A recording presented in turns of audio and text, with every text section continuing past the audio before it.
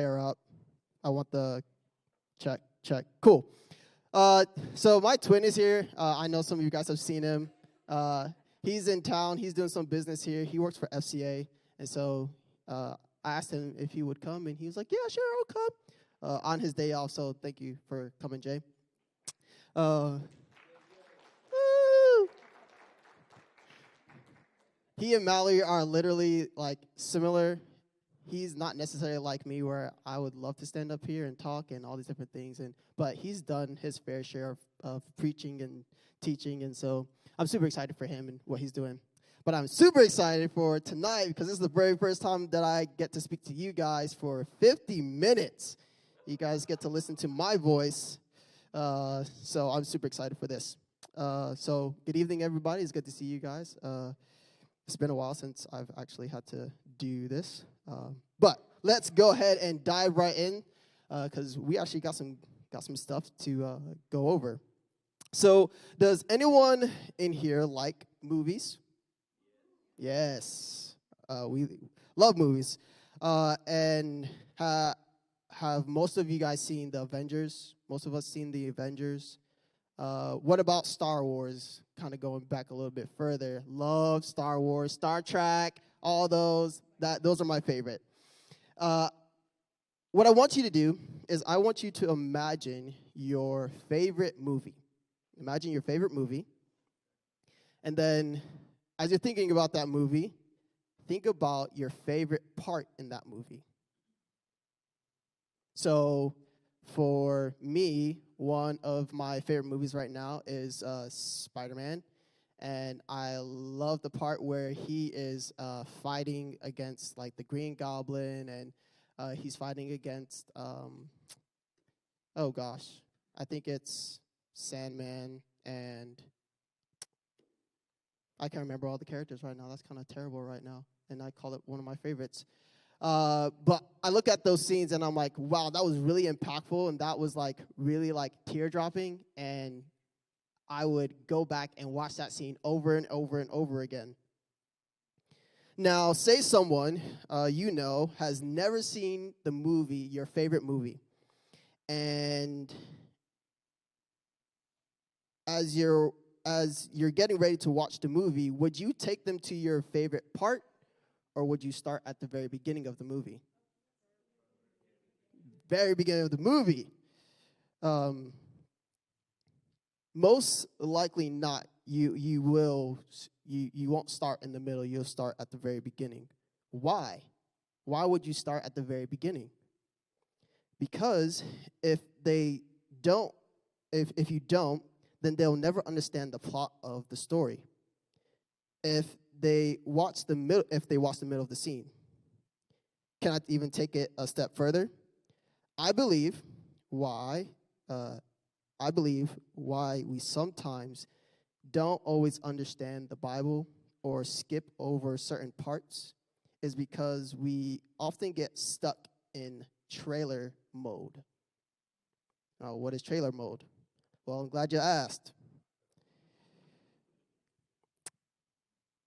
Let's think about movie, all right? Before you go watch a movie, you watch a trailer, yeah. And what does a trailer do for you? What does it make you feel? Hypes you up, gets you excited, gives you the anticipation of the movie. Has anyone ever seen a movie without seeing the trailer? You guys all just told me you guys movie hopped.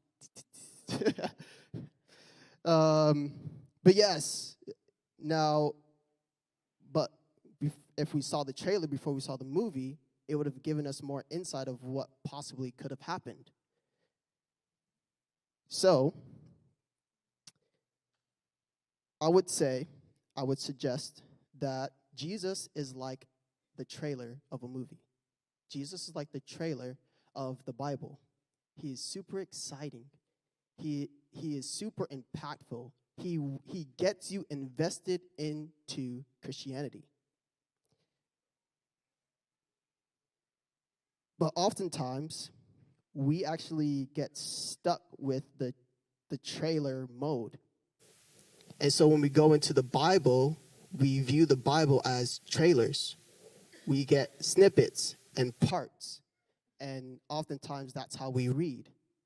We read in snippets and we read in parts, forgetting that this is an entire story and that every scene connects. I'm not saying there's anything wrong with the trailer, Jesus. Yes, he is very, very important. But after we've seen the trailer, at some point in our lives, we have to go back to the beginning. Because we believe that the Bible, even the Old Testament, leads us to Jesus. We get all the allusions and everything like that Jesus is coming and all these different things.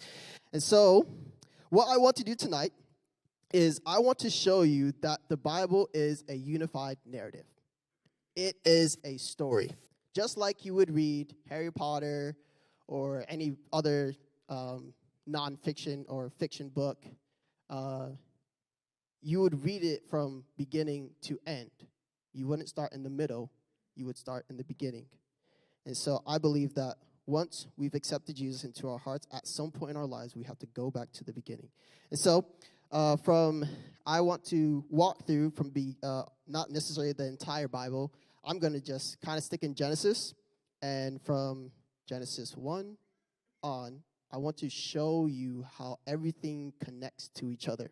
But there's one particular thing I really kind of want to focus on, and it's this idea of the promise.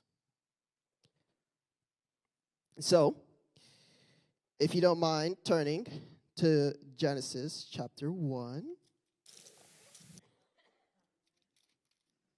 That's where we'll start.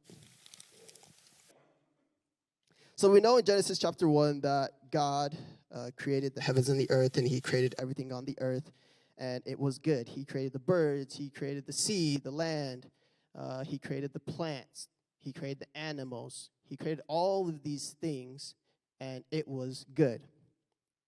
And I'm not going to sit here and try to read through every single chapter and everything like that, so you guys don't have to worry about that.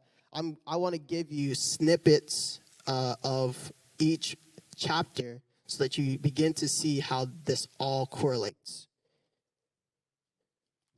So in Genesis chapter 1, you see all of the creation of the earth, the heavens, the star, the moon, the sun, and then you get into chapter 2, you get Adam being created, and you get Eve being created, and they're made in the image of God, and then he puts them to work and all these different things.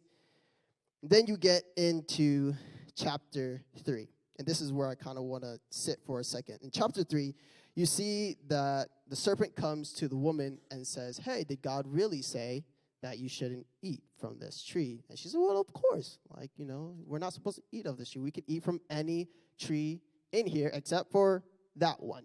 We can't eat from that one. And, of course, he deceives her and says, you won't die. This is verse 4. God knows that your eyes will be opened as soon as you eat it, and you will be like God, knowing good and evil. So the woman was convinced, and she ate of it. And then she gave it to her husband, and he ate of it. And they realized that they were naked, and they were ashamed. And now, of course, God is looking for them and saying, hey, where are you guys at? What are you guys doing? And they say, well, we were afraid, and we were ashamed. And he's like, who told you? Who told you any of this? And, of course, he knows that they ate from the tree.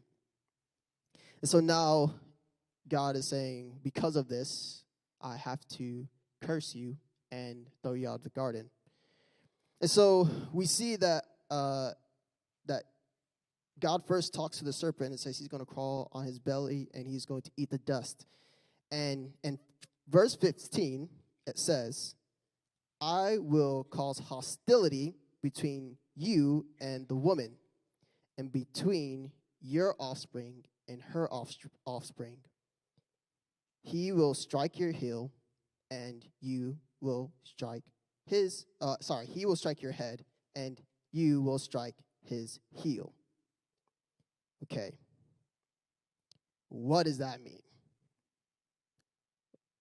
Well, we've been taught that that is a symbol of Jesus dying on the cross, and he is going to crush the enemy, or even in Revelations that he's going to crush the enemy, he's going to have victory completely over the enemy. And so we see that at the very beginning, we see the allusion of Jesus coming way after that. But we have all this other stuff in between before we get there.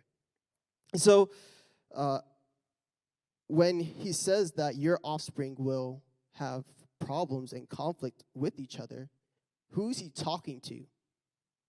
Is he talking about, he's giving allusion to Jesus, but who's he talking to in this very moment? He's talking to Adam and Eve. And so if you would put yourself in the story, you said, hey, Adam, where's your hope? Where's your hope? Eve, where's your hope? Because God clearly says that he's going to, your offspring will crush the head of the serpent. So they're not thinking about Jesus. Who are they thinking about? They're one of their sons, because Adam already messed up. So the hope is in Eve, her offspring. So when you say, Adam, where's your hope? Who is he going to point to? Eve. Because she will bear a son. And so now we get into chapter 4, where Adam and Eve have sexual relations, and Cain and Abel come about. So if we're tracking this promise and saying your seed will crush the head of the serpent, who now has the promise? Is it Adam?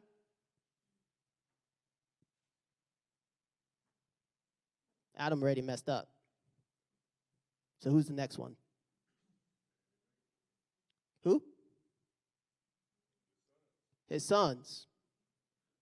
It's actually Cain. Because when God created Adam, was he the firstborn? Well, when he created Adam, he was technically the firstborn. And so the promise lied with him. And so when he goes to Cain, he says, Cain, you are the one that's going to crush the head of the serpent. But then what happens to Cain? He kills his brother. Was that a part of God's plan? So if now Cain doesn't have the promise, who has the promise now? Abel. All right? So Abel will have the promise. But then what happens to Cain after the promise is taken away from him? He's cast out. So what I want us to see in this part right here is that the conflict between the seed of the serpent and the seed of the woman has started.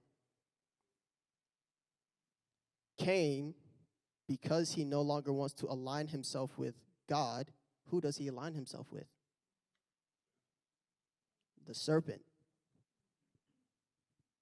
That's the only other place he can go, because there's only two teams. There's the seed of the serpent, and there's the seed of the woman, who's on God's side, because he says the woman's seed will crush the head. So that makes her on God's side, right? So you continue kind of reading through all of this. So now Cain gets upset with Abel, and what does Cain do? Cain kills his brother. So where's the promise?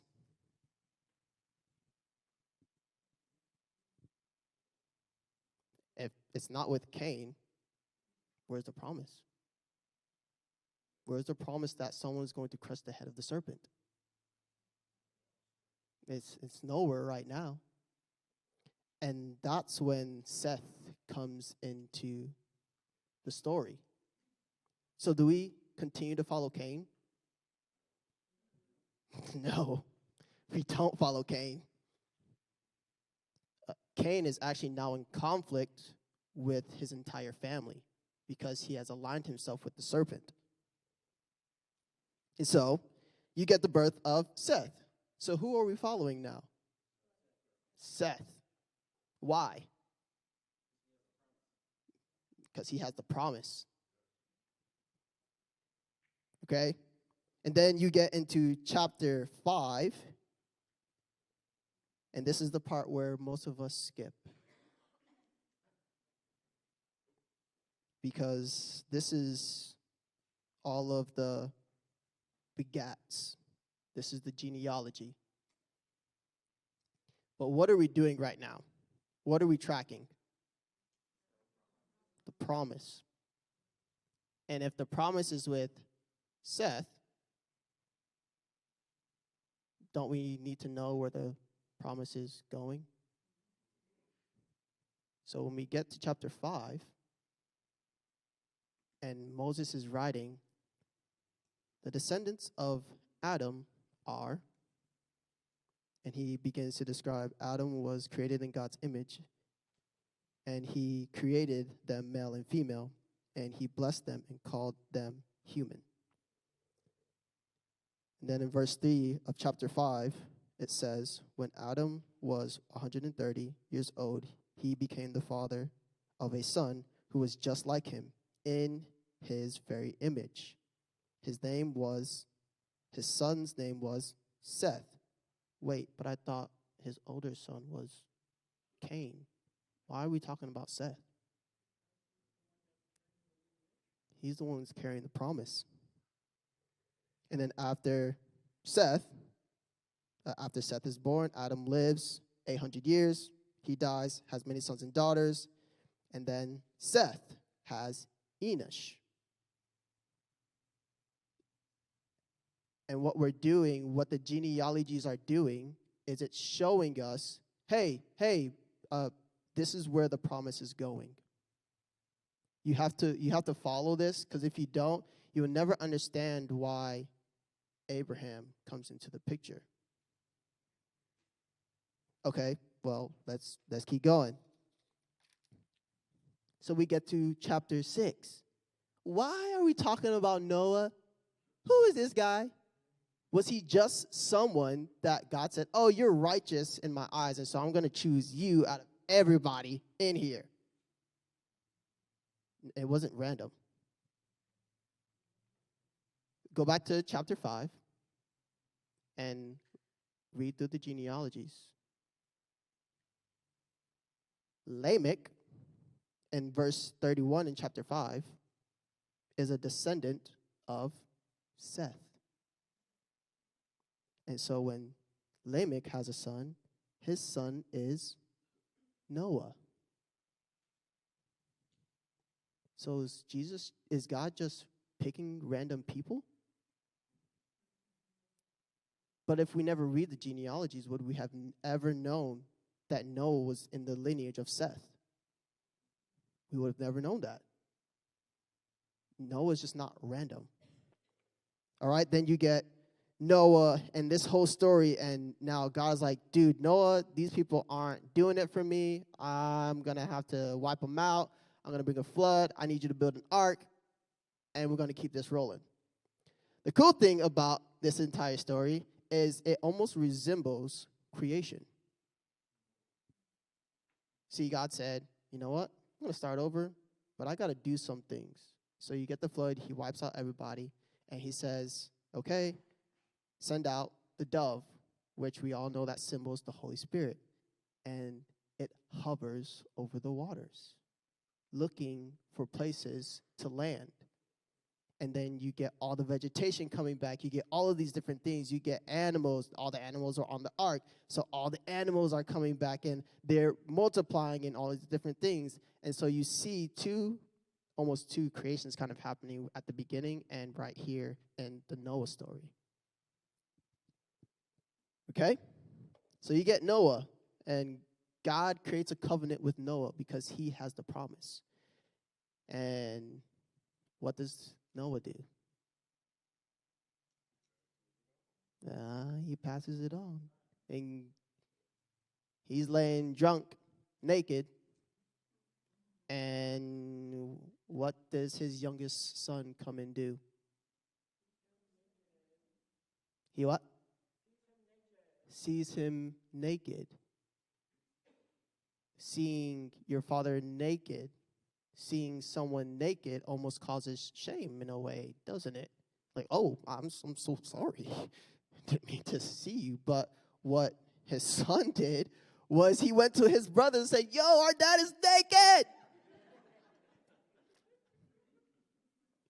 And you're like, bro, come on.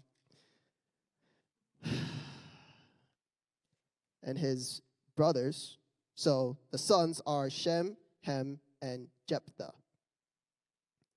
Ham is the youngest son. And so Ham sees his father naked, and his two brothers cover him up. Oh, that sounds like something else we've seen. A covering. Goes back to Genesis chapter 3. Wait. Okay. There's some connection happening here. Then Noah finds out that his son Ham, instead of covering him, went back to the brothers and said, Dad's naked.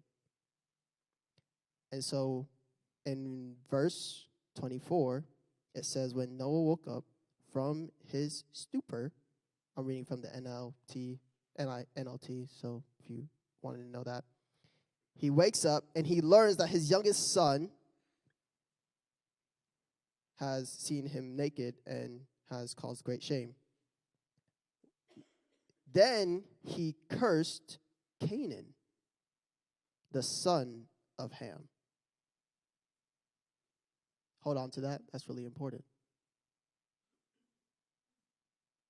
And then Noah says, your brother, your older brother, Shem, is going to rule over you, and you are going to be his servant. Hold on to that. Okay. So now we've got a curse, which also resembles chapter 3. So you're seeing that things are kind of happening all the same here. Okay? Then Noah lives 350 years, or he lives 950 years, and then he dies. So we're tracking this promise. Who has the promise right now? Who's the oldest son of Noah? Shem. Shem has the promise. He's doing good so far. All right? Then we get into chapter 10. And guess what we get? More genealogy. And it goes through Jephthah, it goes through Ham, and it goes through Shem. Let's take a moment and actually go through Ham's descendants. So you get a lot of great guys in Ham's little genealogy, but there's a particular area I want us to look at. It says in verse 15 that Canaan, his eldest son, was Sodom, if I said that right. And he's the answer of the Sidonites. That's how you say it. Canaan was also the ancestor of the Hittites, the Jebusites, the Amorites, and then Hivites, Hamathites. Doesn't that sound a little familiar?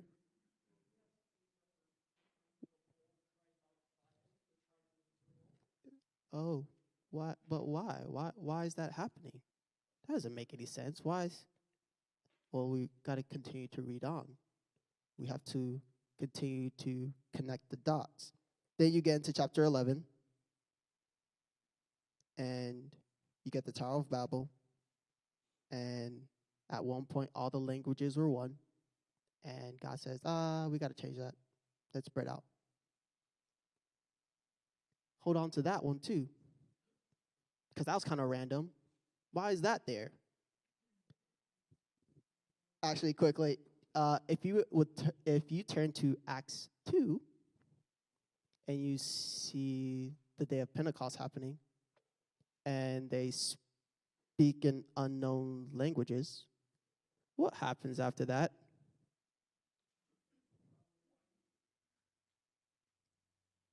People in Jerusalem are saying, "Hey, whoa, whoa, I hear my language.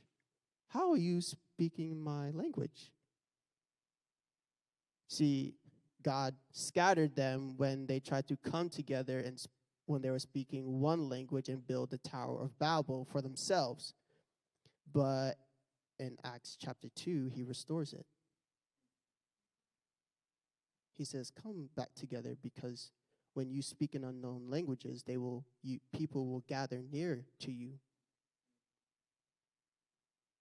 Tower of Babel is just not there for no reason. There's a connection in Acts 2. But that's a sidebar. That one was free. And then you get Abraham coming into the picture. So why is Abraham coming to the picture? Who's Abraham? How? That doesn't make any sense. He's a descendant of Shem. So we've been tracking this promise. So from Adam all the way to Abraham, there's this promise that's being tracked. So God is not just choosing random people. He's being very strategic about who he picks, because Abraham has the promise. That's where it's lying right now.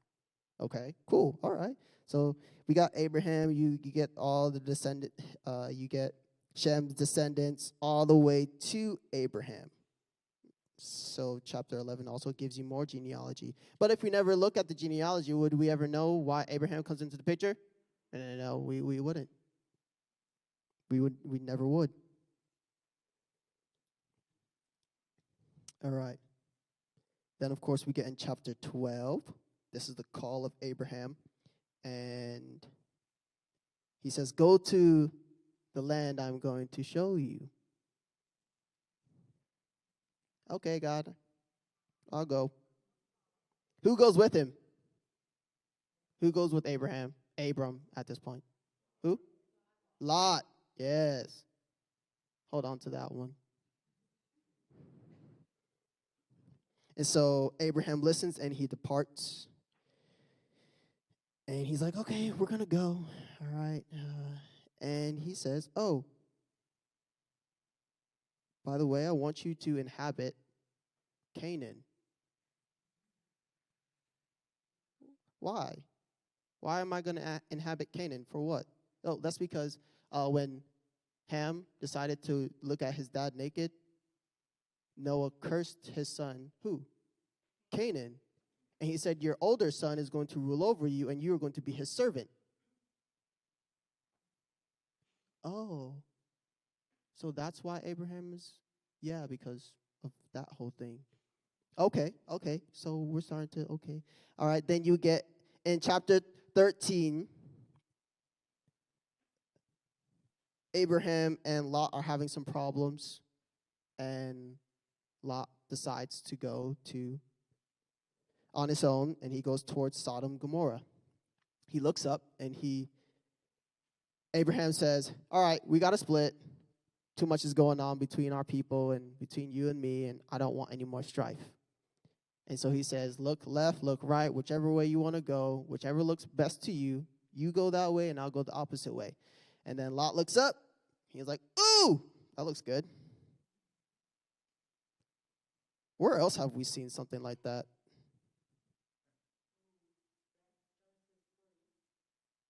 Back in Genesis 3, when Eve said, "Oh, that looks good."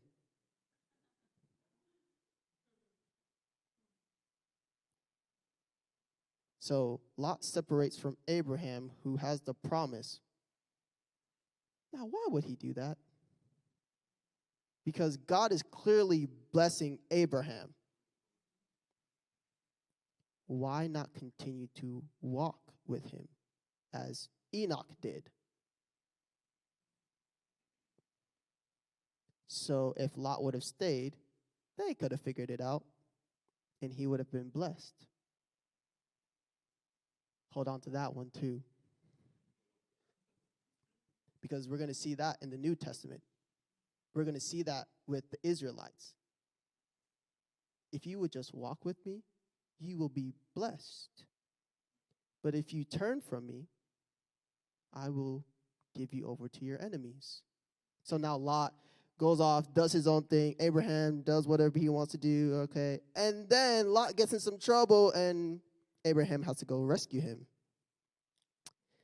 That's in chapter 14. All right? And so Abraham saves him. Great stuff. We're all happy. Then you get Melchizedek coming in verse 17, which this is an allusion to Jesus, because it says later on in the New Testament, I'm sorry, I don't remember where right now, but that Jesus would come from the order of Melchizedek, kind of that area. And so there's this connection between Melchizedek, who came out of nowhere, blessed Abraham, and walked out of the scene, having no death. What? That doesn't make any sense. Well, you got to keep reading. Okay, then you get Abraham, you get in chapter 15, and you get the covenant with Abraham. And so he says, you must circumcise yourself, you must do all of these things, you must sacrifice. Then he gets into verse 9, bring me a 3-year-old heifer, bring me a 3-year-old female goat, 3-year-old ram, turtle dove, a young pigeon, all these different things. He's got to kill all these things. What for? Why is he got to do all that? Well, this is part of my covenant. Well, where do we also see all of this happening? Well, when Moses and the Israelites are in the wilderness, and God says, hey, Moses, I need you to write all this stuff down so that they can follow all these things. And when we look through Numbers and Deuteronomy and Leviticus, we see all the sacrifices happening. So he's not doing this for no reason. He's preparing the way for the Israelites to follow God. So he circumcises himself, takes a couple of days, and then he goes on his merry way. Then we get the birth of Ishmael in chapter 16. This is where it gets fun. So God said, Abraham, you clearly had the promise. You're from the line of Shem, everything like that. Sarah says, I'm too old. I can't have kids. I haven't had kids. So here's Hagar, my servant. Sleep with her and bear a child for me. And God says, no.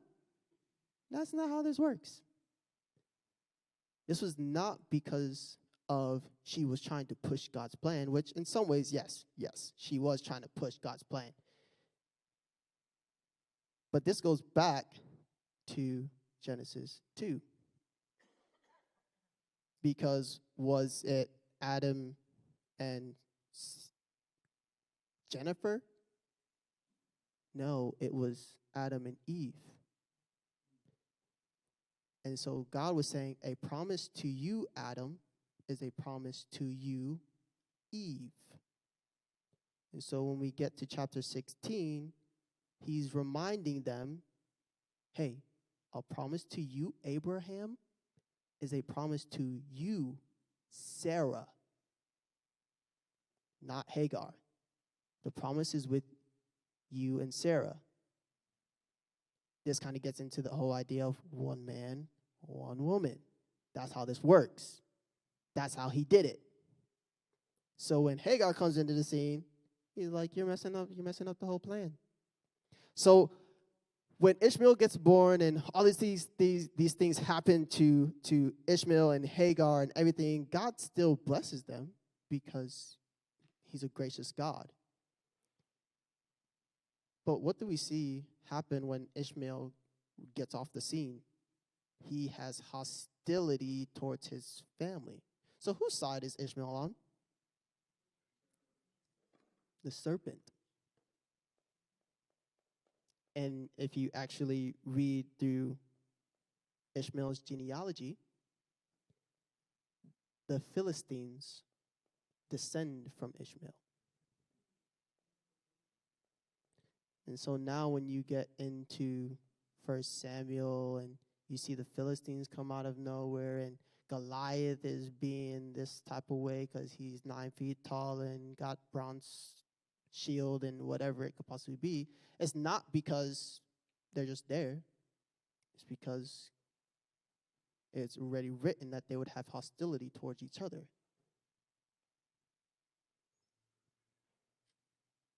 All right? So Ishmael, Hagar, they have their whole deal. Then you get into Abraham getting a new name, the covenant mark. Oh, sorry, this is where the covenant mark is, where he cuts his flesh. He gets circumcised, and then he has to circumcise all of his sons and his servants. And so when they get circumcised, what does that mean for them? They are in the covenant with God, right? Hold on to that. And then Sarah gets a new name. I think it's very interesting that God and Jesus are the only people in the entire Bible who change people's names, but that's just the whole thing. Then you get verse 18 and 19, where you get righteous Lot. Was Lot very righteous? Was he? So when the 3 angelic beings come into the scene, and the angel of the Lord says, "Hey, should I tell Abraham what I'm doing?" Yeah, I'll tell him. All right, hey, Sodom and Gomorrah is not doing real great. We're going to go destroy it. What does Abraham say? What is the question he asks? Hey, God, if there are 50 righteous people, would you not destroy it? Wait. Actually, let's just skip all the way. If there are 10, just 10 righteous people, would you not destroy it?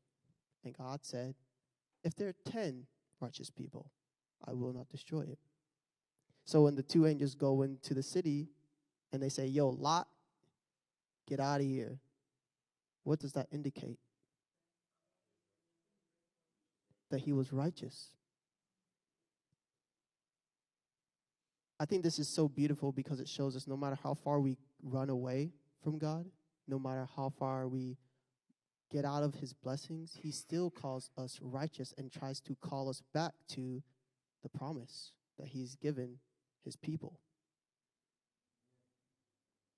He says, hey, I'm not doing this for no reason for you, Lot. I need you to go back to Abraham. But we clearly see that that Lot does not go back to Lot, and he just kind of continues to do what he's doing. And, of course, Abraham does the interceding, and then Sodom and Gomorrah is destroyed. All right. Then we get into Genesis 20. I know we're going through a lot here, and we might not get through all of it, but that's okay. The point is I want to begin to show you what's happening in this story. You get to chapter 20. Abraham deceives Abimelech, who's in Egypt. He says, hey, Sarah, tell these folks you're my sister. He's like, I'm not wrong that you're my sister. But was she really?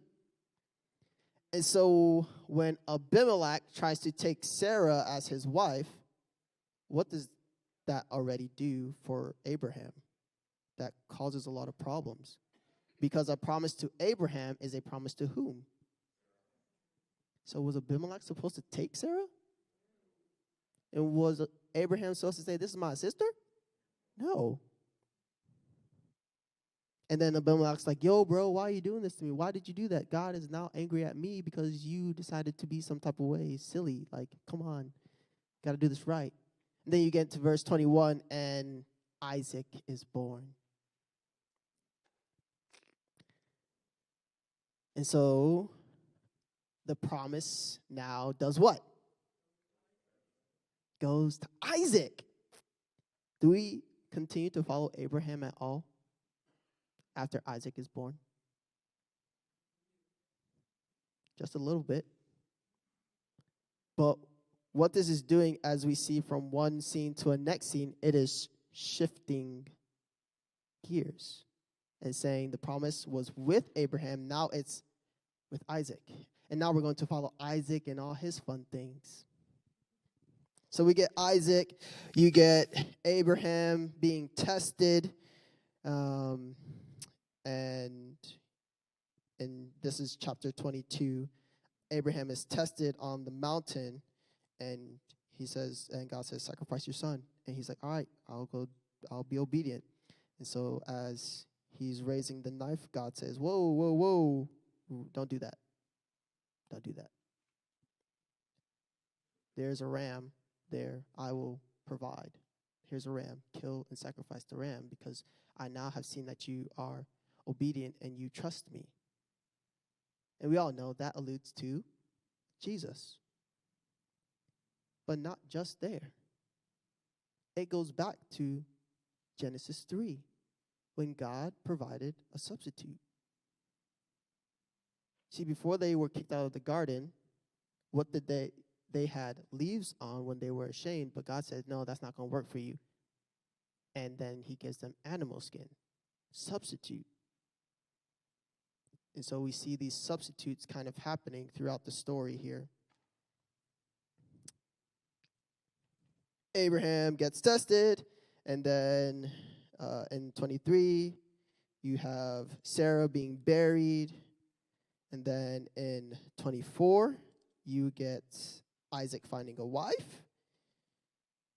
All right, and was he supposed to marry Canaanites? No, he wasn't supposed to marry Canaanites. He was supposed to find someone within the lineage of where the promise would be. And so that's why you get Laban and Rebekah. Then you get their whole story, lovely story. Then Abraham dies, and then, oh, crazy. In chapter 25, you get Ishmael's descendants. That's cool. And he has 12 sons. Interesting. Why does he have 12 sons? Okay. And he's hostile to his. Okay, that's interesting. All right. Then you get the births of Ishmael and Jacob. And they have their own problems. So in here, you see that God clearly tells Rebekah, hey, Rebekah, your youngest son is going to rule over your older son. Oh, that's kind of a flip-flop. That doesn't make any sense. I thought it was with the firstborn. This is actually the only time God ever switches it. Everywhere else, it's the firstborn. Why does he do that? Got to keep reading. All right, so you get Ishmael, and then Isaac deceives Abimelech. Brother, did you not learn from your father? Why are you doing the same thing? You also see in 25 that Esau sells his birthright, which no one understands why he would do that, for some food. And then Isaac has some problems with his herdsmen and someone else's herdsmen, and there's just a lot of problems. Then God makes a covenant with, Isaac makes a covenant with Abimelech, which was not right, and God was like, bro, what are you doing? Then you get into chapter 27, and Jacob steals Esau's blessing. This was going to happen either way. God had promised Jacob would be the one to rule. So if you actually go back and read, who did Isaac love the most? Esau. Wait, that doesn't make any sense. I thought it was Jacob who was supposed to be. See, he wasn't working in the promise of God. He was trying to stick to tradition. The firstborn will be the one to keep the promise, but God had switched it up. God was like, I can do what I want to do, and so just calm down. We'll get this all figured out. We'll keep going, right? Okay. So we get the blessings, and then what happens to Esau when he gives up all of his blessings? How does he feel towards his brother? He what? He hates him. And what does he try to do? He wants to kill him. So whose side is Esau on? Ah, okay. We're starting to see a lot of these things. Okay. All right. Then see where I'm at here. Isaac does what Abraham does here. Then in chapters 29 through 30, we have Jacob, Leah, Rachel, and sons. This is probably one of my favorite parts. Okay, who is the promise with? Jacob. All right. So he sees Rachel and what child is she? Where is she in the lineage? She's where? She's the second. Is she supposed to be the first to marry off? Who's supposed to be the first? Hold on to that. So Leah, Laban says to Jacob, he says, the custom is that the firstborn is married off first, not the second. And so he tricks him, and Leah at night goes and sleeps with him.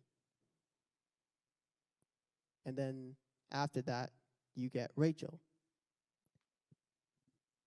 So in terms of the promise as a whole, who is it with?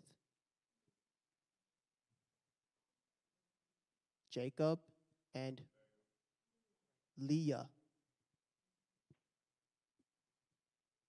Is it with Jacob and Rachel? No. And so when we read these and we're like, Rachel's the one, Rachel's the one. No, that's because that's what Jacob said, not what God said. Okay, so, all right. Okay, then we get everything with Jacob's sons and all these different things. And so Leah has a bunch of kids. She gets Reuben, she gets Gad, she gets Reuben, Simeon, Levi. She's tearing Rachel apart. And then Rachel in chapter 30 gets really upset and says, Jacob, give me a son. And Jacob's like, yo, I can't do nothing. That's God's deal. Like, why are you looking at me? He's the one that has made you barren. And then Jacob gets really wealthy, and all of these things kind of continue to happen. Now, this is my favorite part of the entire kind of talk, and we'll wrap up really quickly.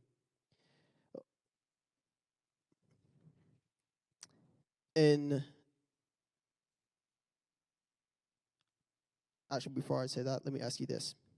What line does Jesus come from?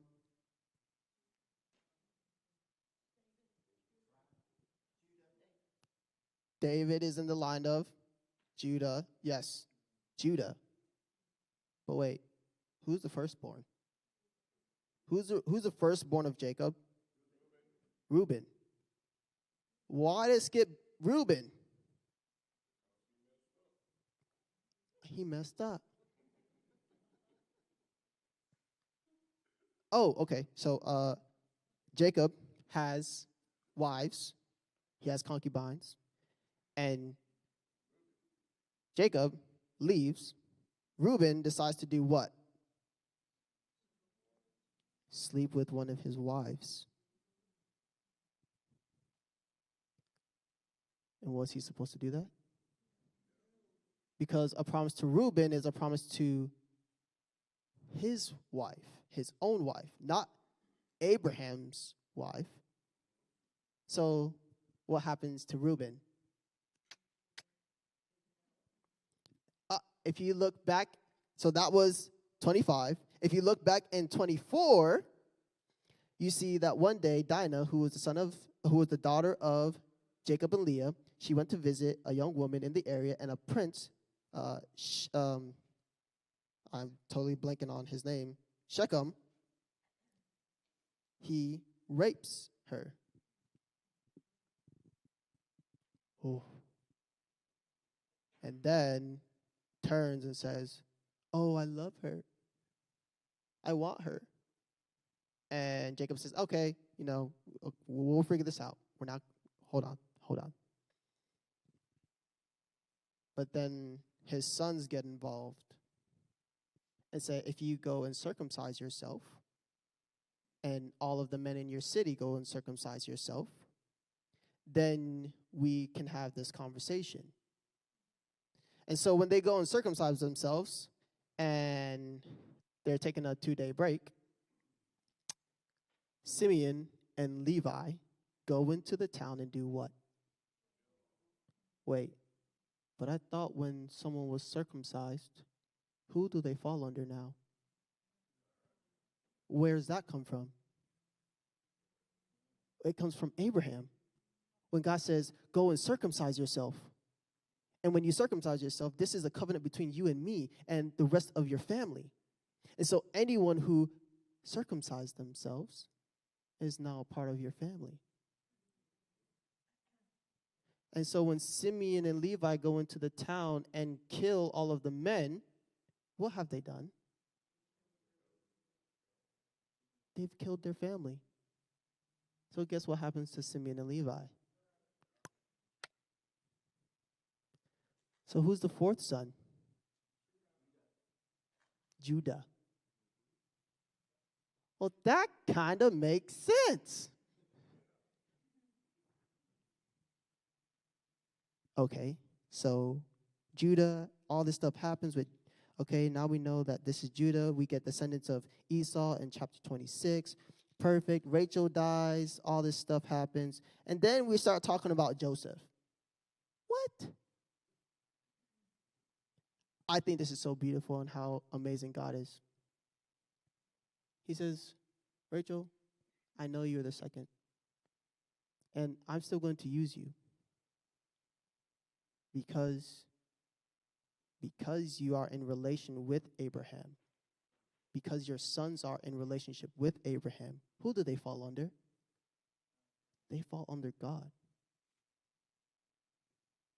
And so whoever falls under God, whoever walks with God, is blessed.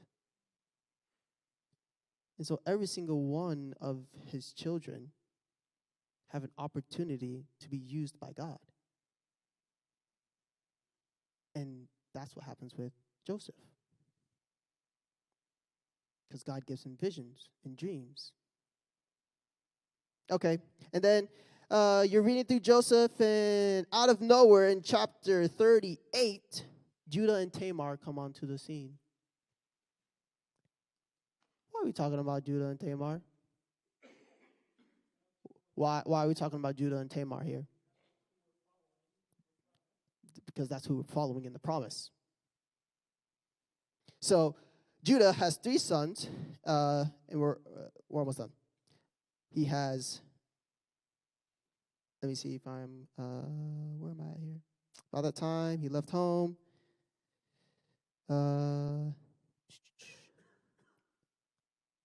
I'm actually not where I'm supposed to be, but that's okay. I'm going to tell you this. Judah has 3 sons. Judah has 3 sons. The first 2 are evil in God's sight. And so he kills them. This third son, he is now holding the what? The promise. Okay? He's holding the promise. All right. But he has no wife. Who's Tamar? Where does Tamar come from? Oh, actually, Tamar was the son of the wife of the first son, who was But because he messes up, she goes to the second son. Oh, he messed up. Now she goes to the third son. But nothing happens. What happens is Judah becomes afraid for his third son. And actually, his third son was too young for her as well. And so Judah says, hey, give him a few years, and I'll give him to you. Tamar is looking at her watch, waiting. She's looking at her watch and waiting, and Judah never gives the third son to her. And so in chapter 38, when Judah is walking through the city and he's doing his business and he gives away his stuff to Tamar, who has dressed up as a prostitute, and then he sleeps with her, what is she trying to make sure keeps moving? The promise. So while Judah is doing his mess and being silly and not following what God is doing, what is Tamar doing? Now, this is not to say that men don't, know how to get their stuff together. I know I don't know how to get my stuff together, but not all men. And so we get this promise of Judah, and then we jump, and then of course we continue to talk about everything that's happening with Joseph and all of the craziness, and then he saves his family, and then at the end, in chapter 49, you get Jacob's last words, and this actually is about almost the end of the book. So when Jacob was on his deathbed, he gathered all of his sons, and he began to bless them and talk to them. And he says to all of his sons, come and listen. And this is where you begin to see how each one of the three sons got knocked out. He says, come and listen, my sons of Jacob, listen to Israel, your father. Reuben, you are my firstborn, my strength, the child of my vigorous youth. You are first in rank and first in power, but you are as unruly as a flood, and you will be the first no longer. I think Jacob was starting to get it. For you went to bed with my wife and defiled my marriage couch. Simeon and Levi are two of a kind. Their weapons are instruments of violence. May I never join in their meetings. May I never be a party to their plans. For in their anger they murdered men, and they crippled oxen just for sport. A curse on their anger, for it is fierce. A curse on their wrath, for it is cruel. And then you get Judah, who's the one that's going to be the lion, and his brothers will follow him. And so you begin to understand why Jesus is in the line of Judah. So, to end, what I hope you're beginning to see is that God was not being random when he picked these men and women. God was so strategic, and he calculated everything we see in the story. But if we do not read it that way, we miss so much of the story. Every person in this book, and I believe every person in this room, was strategically placed in God's story. That's why it says in James 4:13-17, it is up to God where you may go and do this or that. He is the author. The Bible is not just principles. It's a story. It's a movie. There's scenes. That is why in Hebrews 4:12 it says the word is alive. When we read it as a story, just like any other book, it comes alive. This is part of the reason why. If you read the Bible for the story it is, I truly believe the dots that have been disconnected for so long will begin to reconnect. And you will appreciate and love the Bible more than you ever have before. You have to read the Bible as the story it is. Everything happened for a reason, and God was very strategic. And in the same way in your life, The things that are happening in your life are being orchestrated by God because you're in his story.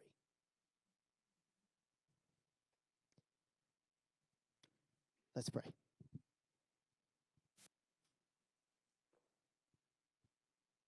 God, thank you so much that we could just come in here and read through a part of your story. There's so much that's left in there. And I just pray right now that you will give us a hunger to read your story and to see how strategic you are and how meticulous you wrote these things. God, it's like this Bible is inspired or something. Thank you so much that we get to be a part of the story you're writing.